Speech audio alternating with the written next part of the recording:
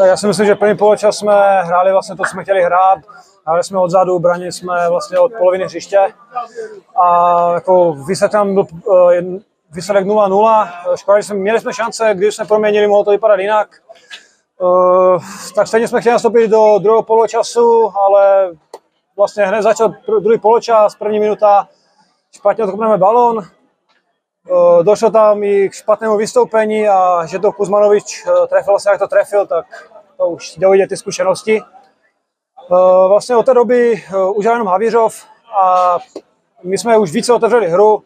Přišel další, druhý gól, třetí gól a vlastně bylo de facto po zápase.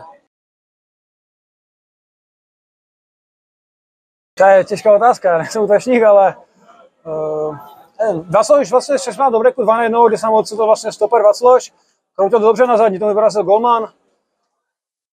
Nevím, fakt nevím. Tak určitě jde vidět na nich, že jako ví, kde se mají postavit, kde si balon převzít. A není to jenom o nich, ale jde i o to, že oni udělají prostor, my si na ně více zaměříme a díky tomu mají prostor mladší hráči.